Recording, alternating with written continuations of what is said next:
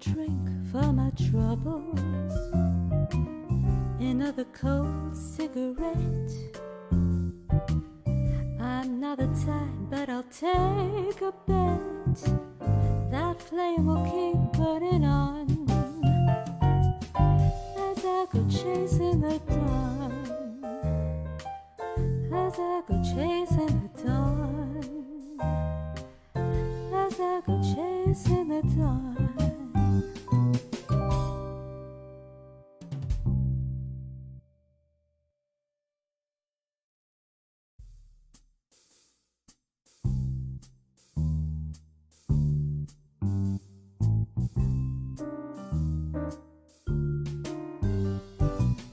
Another stroll in the shadows, one more familiar street.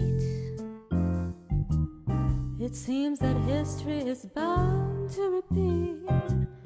That's how my destiny's drawn. Just when the story is shifting, turns out it's too good to last. Maybe I just can't escape from the past as I go chasing the dawn. Why don't you just release me and go your separate way? My heart has nothing left to give away. Another drink for my troubles, another cold cigarette. I'm not the type, but I'll take a bet that flame will keep burning on as I go chasing the dawn, as I go chasing the dawn, as I go chasing the dawn.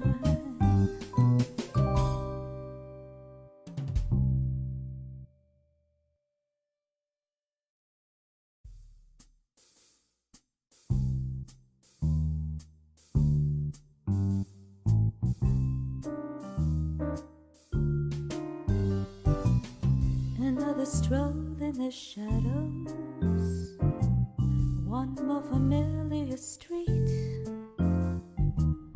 It seems that history is bound to repeat. That's how my destiny's drawn. Just when the story is shifting, turns out it's too good to last. Maybe I just can't escape from the past as I go chasing the dawn. Why don't you just release me and go your separate way?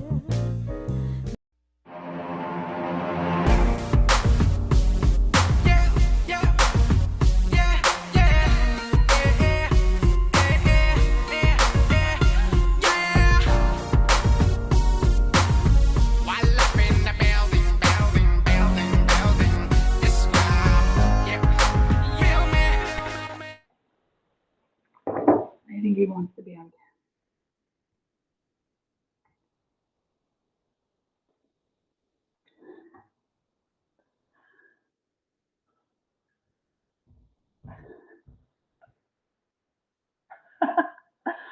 I am doing so. I was telling you earlier, I'm holding it together. My dog is in recovery. He had surgery yesterday, so you can hear him. The meds, all the things. So he's in a way. So I'm dealing with that. And then I heard very unexpectedly my friend Priscilla Anderson passed yesterday from cancer that has been an 8-year battle for her. So it's just okay, sweetheart. Let's put you down.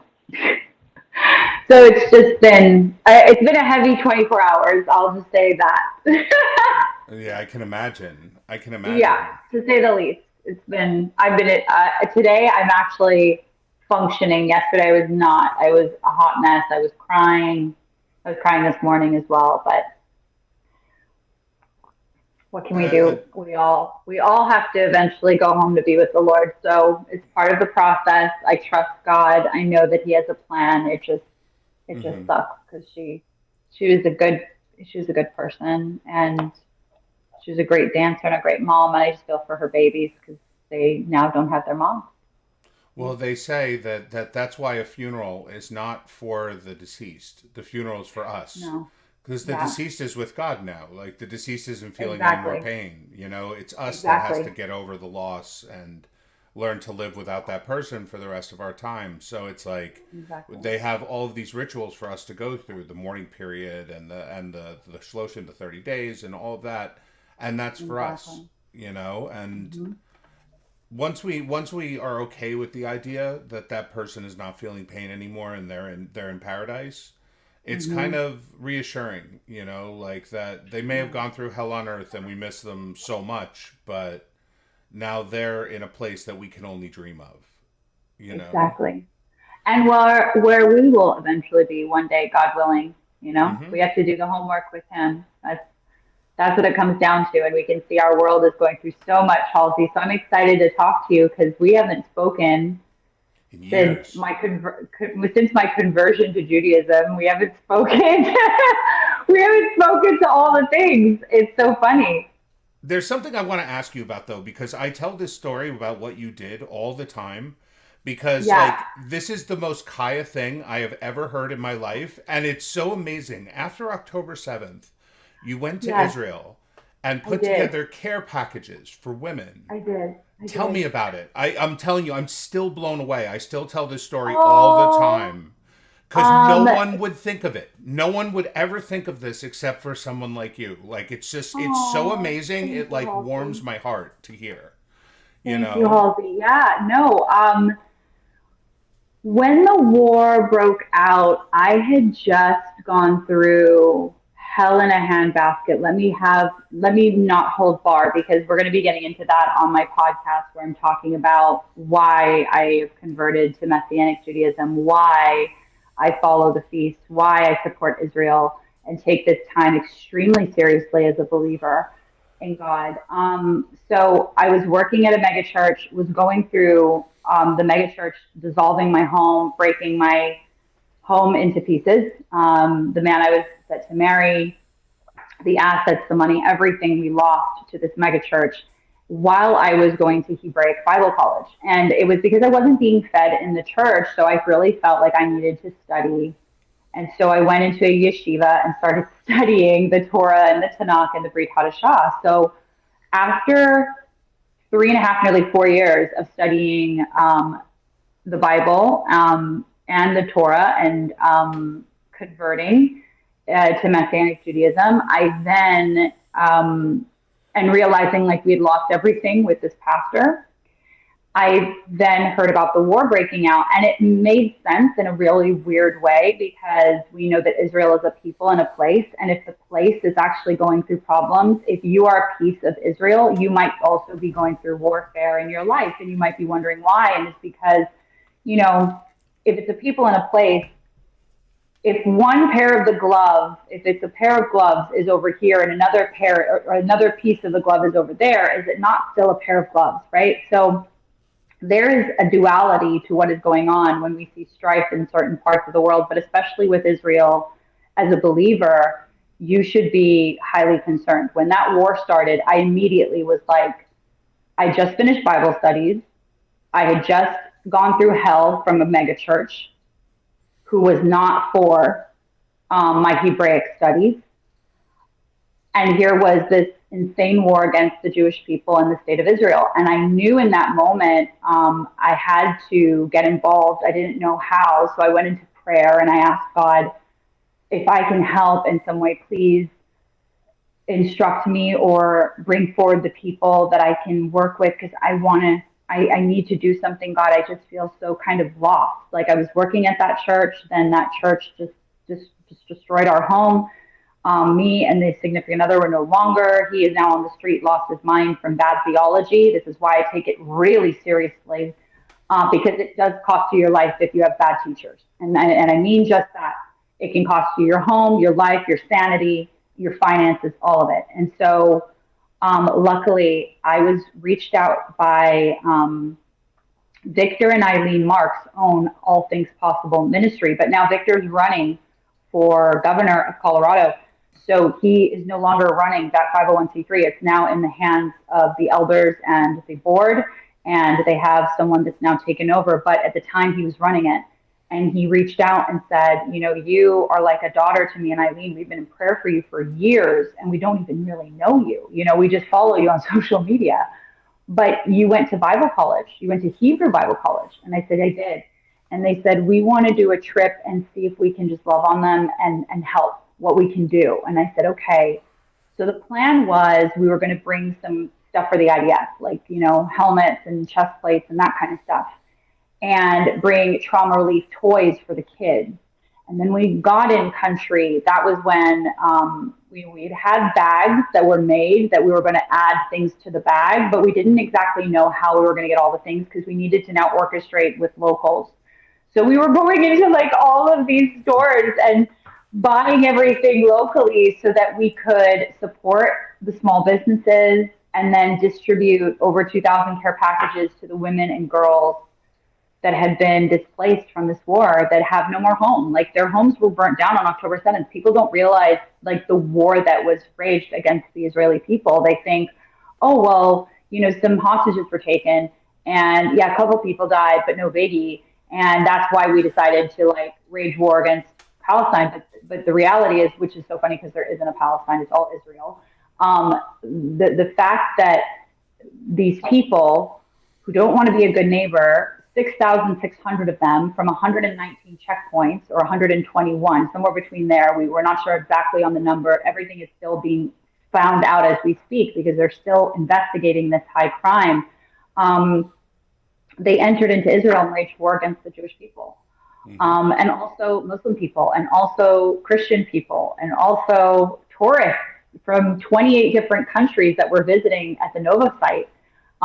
Wanting to dance and have a party. And so just to think that the world really didn't understand what happened, and that, you know, the literally the gaslighting that happened to Israel, it just, so that's how I was able to do it, Halsey. It was truly, it was an act of the Lord. He put me with the exact people I needed to be with. And then they wanted me to assemble what was in the care packages. And I went to, oh, let's get them socks and hair ties and lip glosses and tampons and the things that I thought young women would want, and pads, and, you know, so just to also make them feel beautiful again. So we did lip glosses and things like that just to remind them that, you know, their life is not over. And that's what just, it blows my mind, because when I think of sending a care package, I think of food, or I think of medicine, or even toys for children. It would never occur to me that all of the girls that were harmed and displaced on 10/7, that they would need these things. And they're so necessary for these girls just to feel human. You know what I'm saying? And like, that's why I said it's the most Kaya thing ever. Because like, obviously we all mobilized after 10/7 to help out the best we could. I sent a whole bunch of stuff to the IDF as well. And it's like, none of us would have ever considered that. Like, none of us would ever thought, like, what about the girls and the women that need those things that, again, it makes their lives normal, you know? And absolutely blown away, you know? Because we all tried to do our part, but it's like very, very few people were able to get on a plane and go there and make the difference that you did and your people did to help out. Very few of us were able to do that. You know, like some of us haven't been back I haven't been back to Israel in a really long time. You know, and we can help with our prayers and we can help with our money and with sending stuff. But getting on the ground and making sure people have those things that let them know not only do we care, but we're there to hand them to them, you know?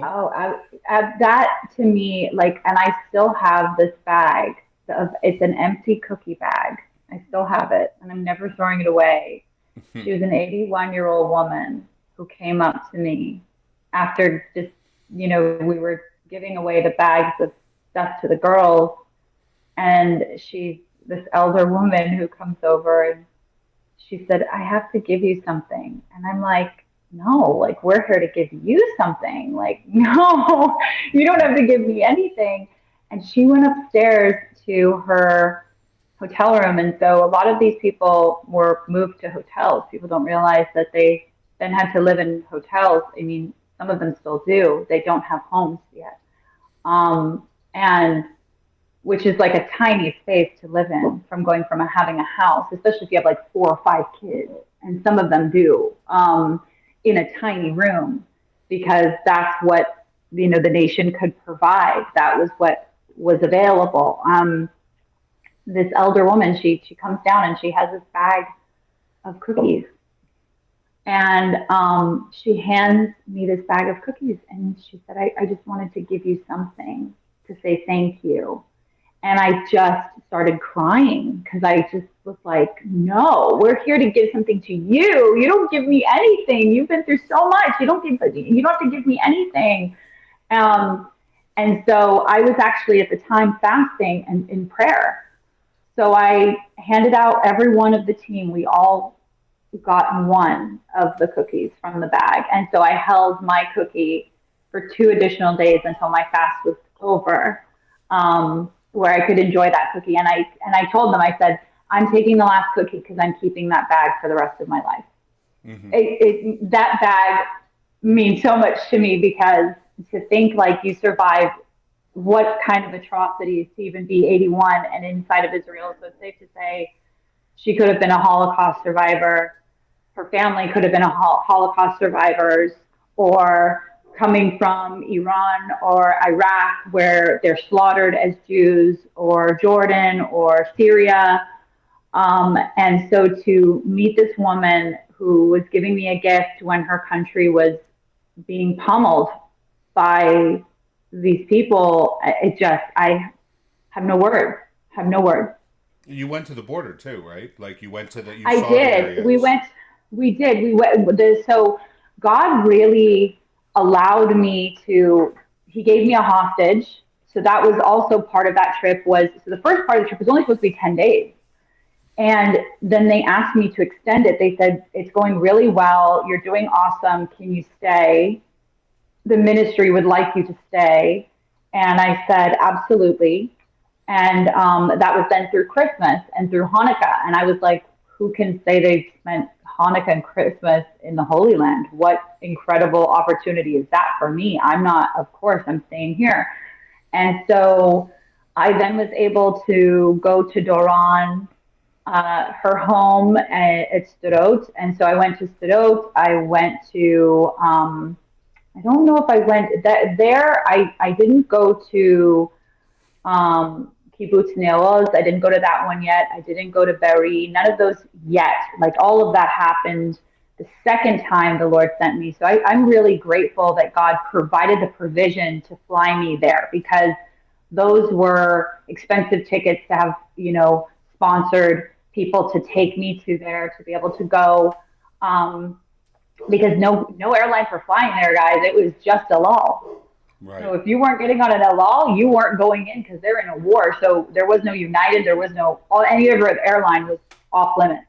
Yep. And yeah, and I mean, you're flying into a war zone, just be advised, and as you get in, you're seeing like rockets being shot, and you're getting the alerts on your phone, and you're having to go to, one of the moments that really kind of shook me was when we were preparing the bags for the girls. We were with a IDF soldier and his family preparing the bag, and his children were helping me pack these bags for the women, little babies, from the ages of like 3 to 12.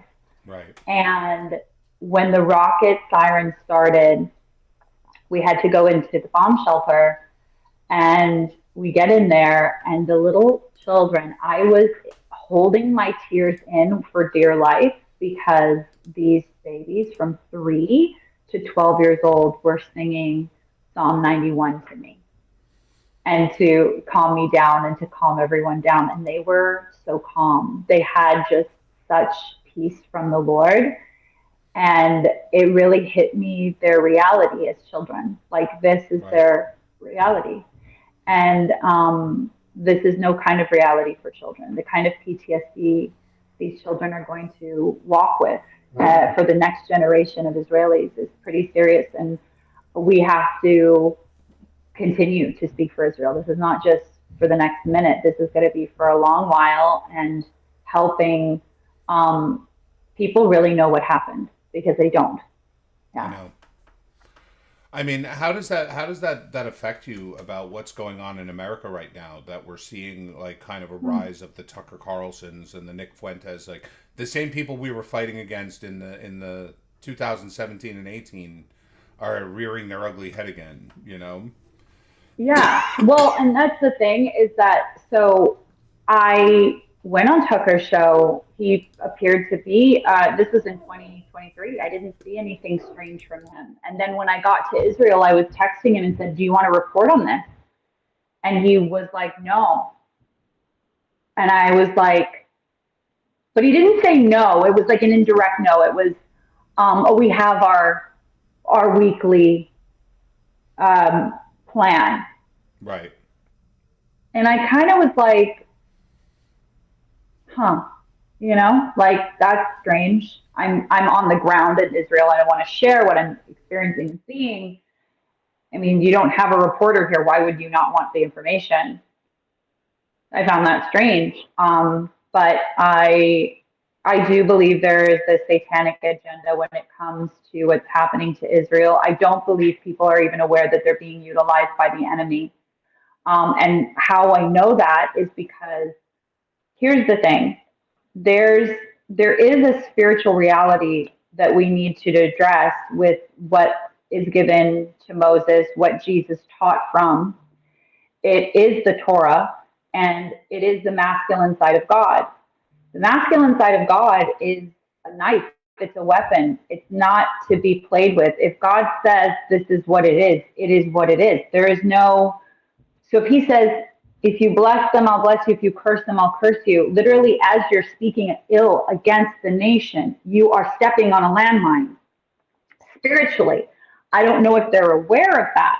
So they continue to step on these landmines, and then you see the psychosis that continues to like flood not only inside of them, but now it's infecting. It's like a mind virus infecting their followers. And so, and then they're flipping it and saying, oh no, but it's Israel. And it's like, Israel just wants to be left alone, and they have every right to fight against people that waged war against them. You know, I'm not going to go next door to the neighbor and harm anyone in that house, maybe because I don't want anyone from that house to come into this house and hurt the people that I care about in here.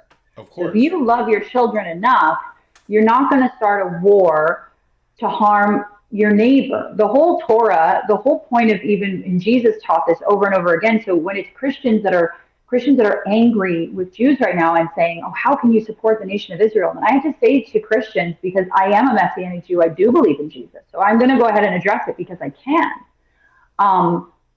First and foremost, he's still Jewish. He never converted. Every single person that followed him is Jewish. His mother was Jewish. The whole Bible is written to Jews, by Jews, for Jews. As a Christian, you are grafted into the promise given to Abraham, which is a gift. And you can revert to book of Romans 11, which speaks on do not be boastful, because you can be grafted out.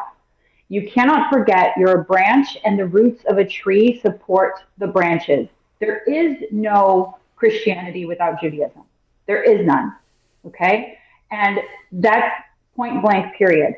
The other thing to understand is you don't get offended when Muslims turn their back on Jesus. Muslims deny him, but yet you're mad at Jews. But Jews don't deny the Father. The Muslims do, and the Muslims are actively killing Jews and Christians globally. Yep. Globally. I'm not saying all Muslims are terrorists, but all terrorists have been Muslims. That is a concern. Mm-hmm. Okay? So there is something in this ideology that's infecting people in a really bad way. It's not bringing forward fruit of the Spirit, life. So when I see, and there are people that are culturally Muslims that don't follow all of the radicalism. And so I'm not speaking about them, because some of them are fighting in the IDF. Some of them are a part of our government in the United States. they may have good intentions, but understand that the root of I would say the extreme agenda is to bring forward a caliphate. Mm-hmm. And that is where it gets scary, because what that is that you are no longer around. So it's like chickens for KFC when you're like, I'm Christian, but I'm supporting Muslims that are okay with killing Jews and Christians worldwide.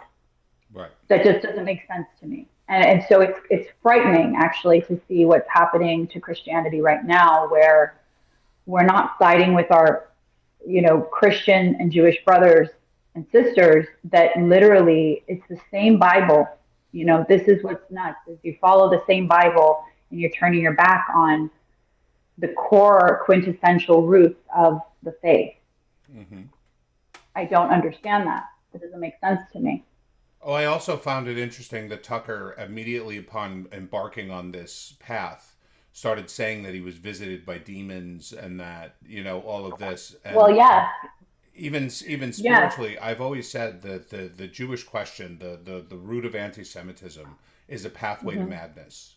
The stronger 100%, because so in the book of James, and this is more of the Brit Hadashah, right, the New Testament, right?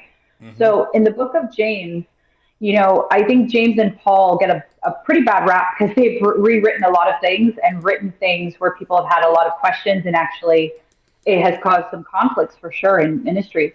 But James, it's the only time that Jesus speaks about dysfunction. And I looked into this because as a Torah observant human being, my understanding of everything I've been taught is stay away from dysfunction. Okay, so what is dysfunction, and what causes dysfunction? And then, so a lot of rabbi who trained me was like, dysfunction is not of God, right? So when you think about, a lot of Christians are like, cleanliness is not of God, but yeah, anything that's dysfunction is really not of the Lord. So order, we do serve a God who's a judge who has order. There is an order, and he likes organization and he likes structure.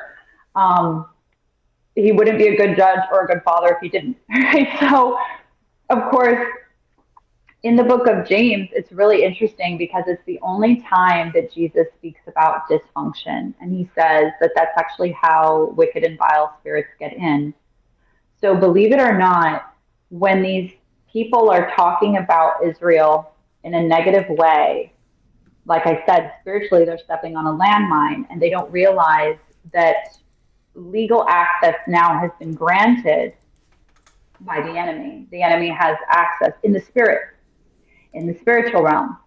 And so when you see them then having dreams of torment, confusion, anything like that, that's a form of something in the spirit has been unleashed on their life. And the only way to redeem that is through repentance and prayer and asking God for forgiveness. And that means that they're going to need to be humbled. So I don't think it's a coincidence that Tucker then lost his show. I don't think it's a coincidence that he's having dreams. I don't think it's a coincidence that he's now getting attacked. I think I was in prayer for him for many years because I could see he wanted a relationship with God, and I do take it seriously. And I know that I learned from the best and with the best outlook on how this whole program works. You can't hate what you are. You can't believe that God is going to not love every single aspect of his people. And the very people that have held the Torah sacred, which is why they've been attacked for centuries, is because they were chosen long ago, is exactly the people that are being attacked now, nothing new. And, the quintessential, and I have to address this too, because it's so 1940s propaganda, is, the Jews killed Jesus. So I love to address this because the truth is that we all did. The Jews didn't kill Jesus. Our sins killed Jesus. Because if I believe that Jesus is the Messiah, he came to die for the sins of the entire world, meaning my sin is what killed him. Barabbas' sins, Romans' sins, Jewish sins, sins around the entire world. It wasn't just the Jews, it was the entire, it was Adam and Eve in the garden. It's that big of an expansion if I really do believe he's Messiah. So you either believe that as he's the Messiah, or you're discrediting that he was instructed by the Father to come and die for the sins of the world. So you either believe that or you don't. And I think that's the key on this discussion, to getting to the grassroots, brass tacks on where are we at as believers. You can't believe half of the story and not the full inheritance of the story. And so we'll find out really quick just how Christian or lack thereof they are, because you can hide under I'm a Christian, but if you don't have the fruit of the Spirit, then you're not. And Jesus warned us in the Bible. He said, many will come in his name, but they're not of him. So be advised, guys, if you think that you're following a pastor who's talking negatively about Israel and that would be correct, find another house of worship. Run. Don't walk. Run. Because I can assure you that kind of teaching can get you killed, spiritually speaking.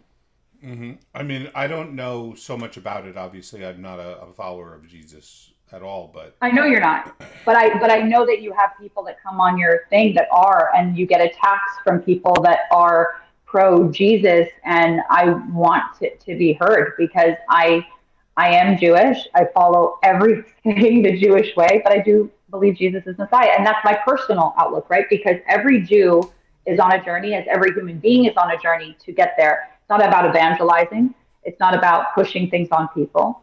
It's about loving people. And if I show the love of God who saved my life, it says who I represent. That in itself is more of a moving statement than me talking about him and what he can do for them. It's by showing up is how you show God. So if Christians really want to show the Messiah they know, then show up for the very people that he would expect you to show up for. And he would expect you to show up for Israel. He would expect you to show up for Israel, because that's where he was born. And so, to think that Jesus is born in Israel, and you have Christians right now that are turning their back against Israel, it's like they're calling God a liar. And even with the comment that they've replaced Israel is a dangerous statement, because what it's saying is that God can change his mind. So it means he can change his mind on you too. Mm-hmm. And so that's not a very wise outlook, right? Because it's basically calling God a liar and then saying, but because he's changed his mind for them, then he loves me now, and we're the new Israel. It's like, because that's replacement theology, and that's dangerous stuff, because what you're saying is that God is a liar. Mm-hmm. Or you're saying that God doesn't have a big enough budget to let you know that he made the change. Here's a really cool, so here's one of the things that I have to say. So there's different covenants that God has made with humanity, right? And the biggest one that the Christian argument against Israel right now is that, the new covenant is the messianic one, and that's Jesus's new covenant, and that therefore all the other covenants are not in place. So I'm going to go ahead and debunk that right now in one statement. Here we go. So if there was no so the other covenants are now no longer, then we would not see a rainbow anymore in the sky. Mm-hmm. The reason for that is because a rainbow is his Noahic covenant. The Noahic covenant, which was given to Noah, right? Because there's many covenants, but the Noahic one was given to all of humanity, because he promised that he was never going to do that. So that's for the birds and every other animal that was on that ark, not just Noah's family, but for all of the creation. Mm-hmm. So if the covenant of Jesus is now the new covenant and there is no more old covenant, then that covenant would never need to be in the sky, because why would the animals even need it? I mean, because even the animals cry that he is holy. So it's a ridiculous statement, and that's one of the best arguments that I have found to point out, like, that the argument it doesn't make sense, because then all of the other covenants would not be visible, but one is still visible to this very day to remind us he will never flood the earth again. Mm-hmm. So, yeah. And again, when you look at the flood, when you look at the splitting of the sea, they say that God, Mm-hmm. everyone on earth acknowledged these two events. That every religion Yes. on the planet, every tribe on the planet has a story of the flood. That Yes. that every body of water, whether it be a glass of water or an ocean, split at the time of Sinai. Yes. But Yes. he doesn't have a big enough budget to let you know that things have changed. You know, it's always been a bit weird to me that people that will say that, they'll say, well, no, God changed his mind and he changed the whole thing and you guys are now done.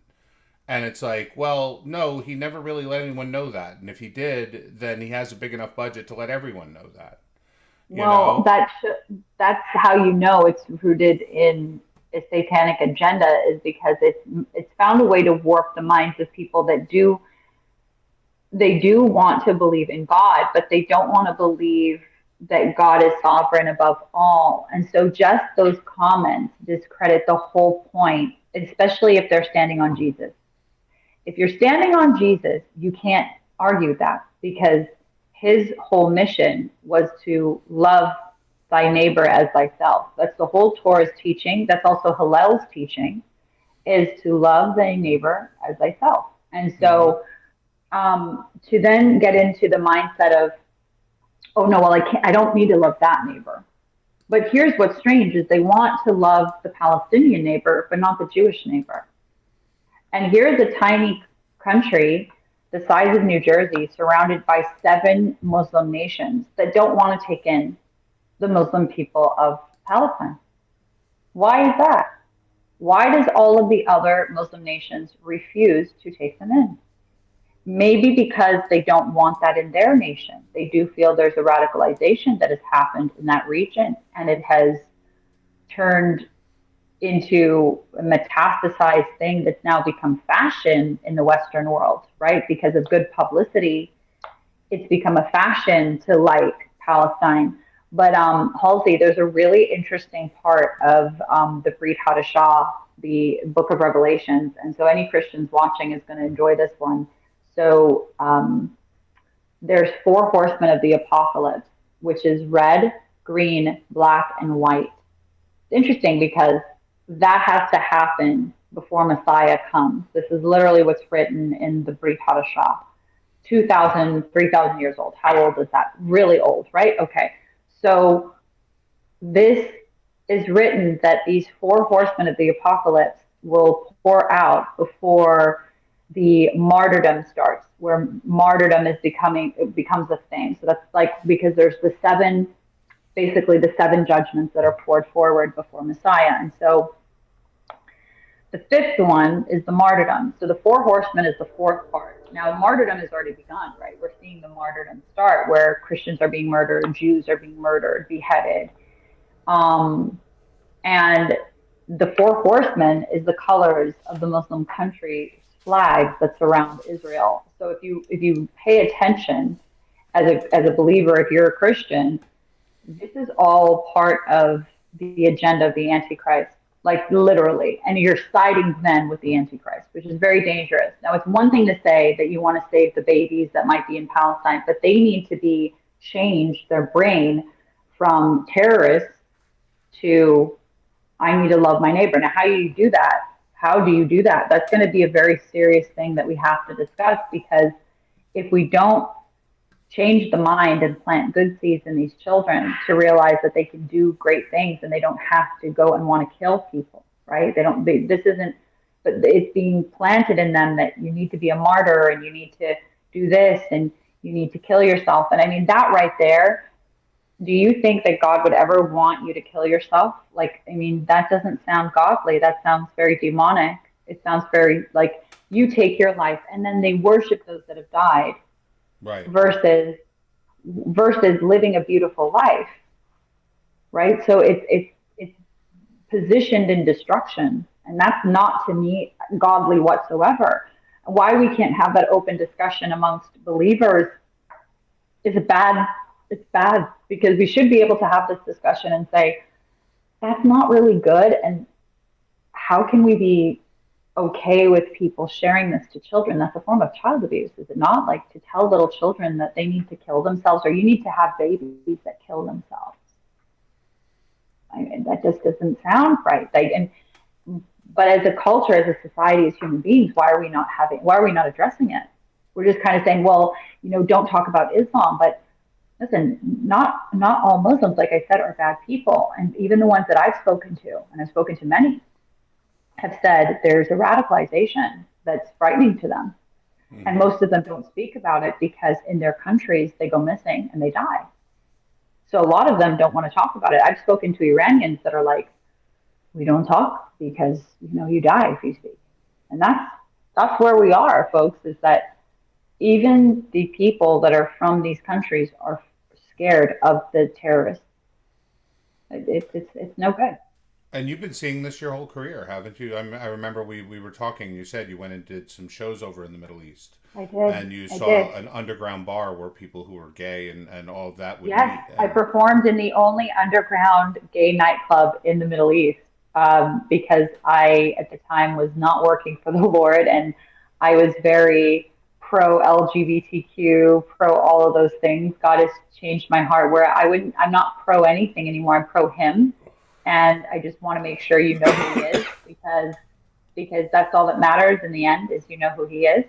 And you have a relationship with Him. I don't judge anybody anymore. I used to be like I was so relaxed, and then I became very judgmental, and then now I've gone back to being like, I would say moderate. I'm not like, I'm about like, just focus on your relationship with God, whether you're gay, trans, straight, it doesn't matter. Focus on because He'll do the work. Don't worry about anything else. Just get into a good relationship with God. But yeah, I performed in the only gay nightclub in all of the Middle East. Gays had to be hiding underground in the Middle East. They are killed.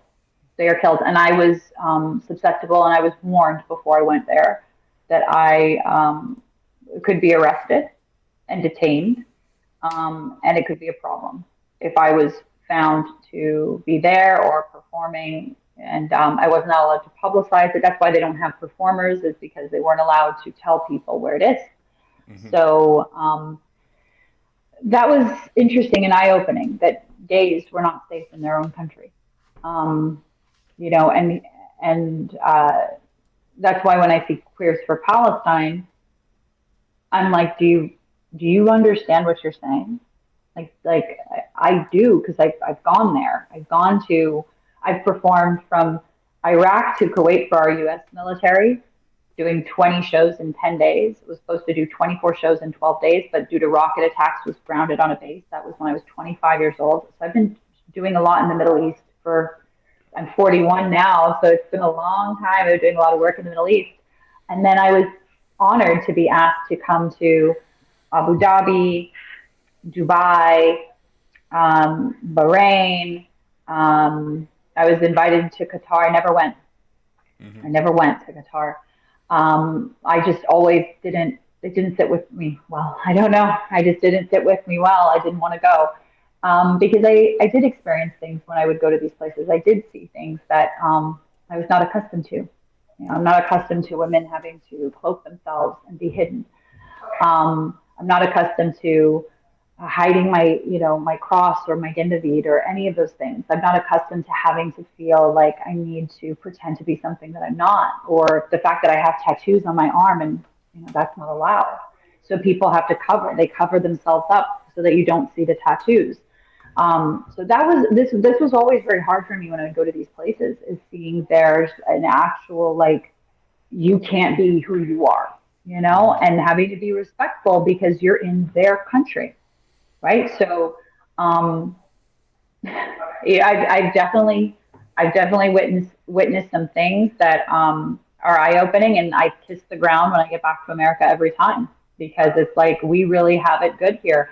And it's starting to get not so good, because what's happening is we're so Pollyanna in our thought process as Americans. We're so apple pie that we think, oh, it can never happen here. Right. We forget about 9/11. And now they've turned the 9/11, the whole 9/11 conspiracy is now, it was Mossad, and it was this, and it was this. And it's like, are you forgetting that we actually knew who those 19 hijackers were? Are you forgetting we actually Right. We were alive to actually watch what happened. But there's this like conspiracy debacle that's now made people go, well, because we think it was because of this, we now are going to go ahead and side with the very group of people that they don't want the same things. And if they did, their ideology would not have brought most of their country over to here.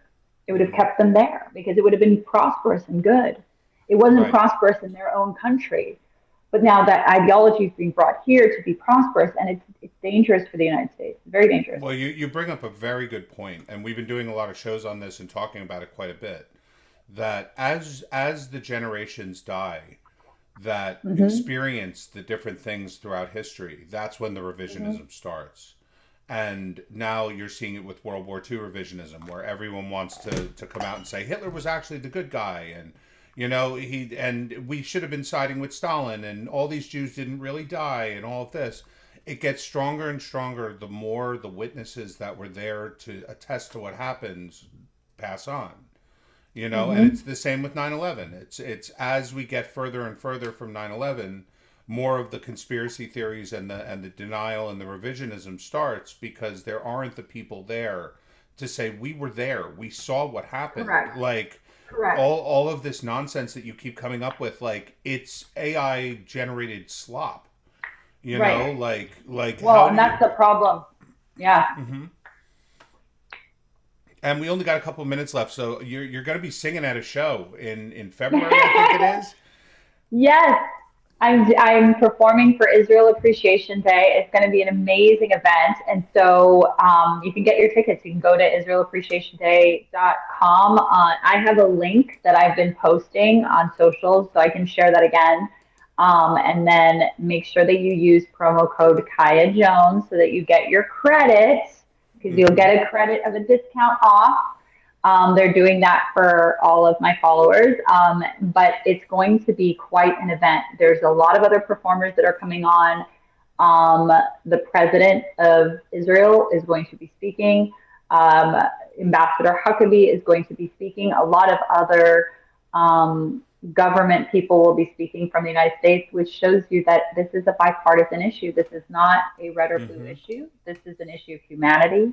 And humanity is something where the whole world should come together on, whether you are gay, straight, trans, whether you're, a Democrat, a Republican, or a libertarian, a centrist, a moderate, it doesn't matter. At the end of the day, we should all be able to come together for what is right and for what is not right, and say, this is not right. We stand together, united, as good neighbors, and as, people to showcase the goodness of Israel. So we're going to bring Israel to the world. Basically, if you can't get on a plane and go, we want to show you the food, the culture, the awesomeness of Israel, sharing stories, testimonies from survivors of October 7th, as well as I'm be performing 2 new songs for you all. One is called Colors, and I hope that it makes the whole world come together for the right reasons.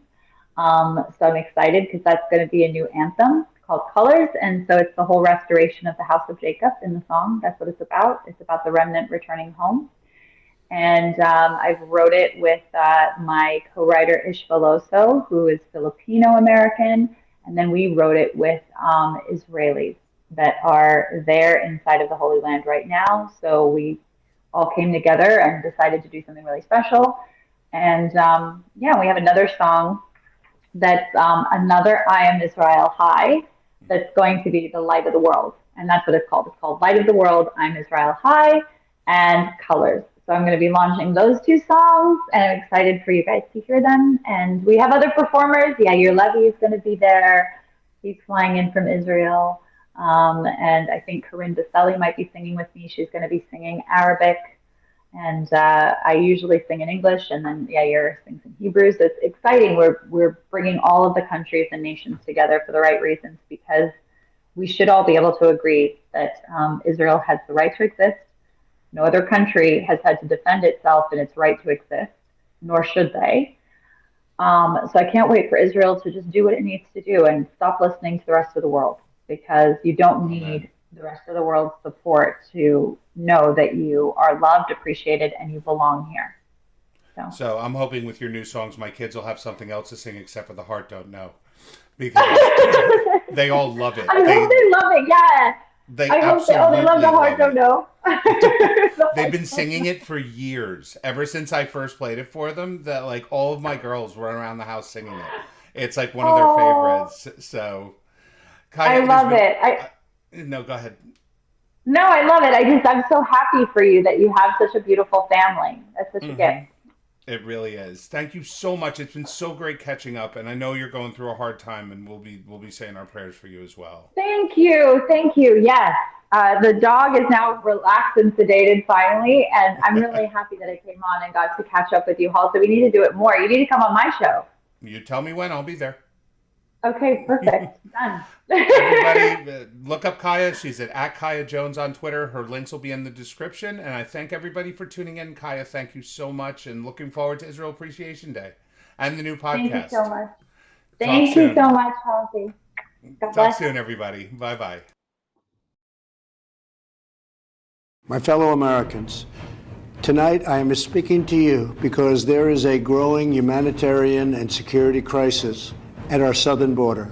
In all honesty, a border wall or steel slats won't work. But great bodies of water will separate us from the horrible Mexican rapists.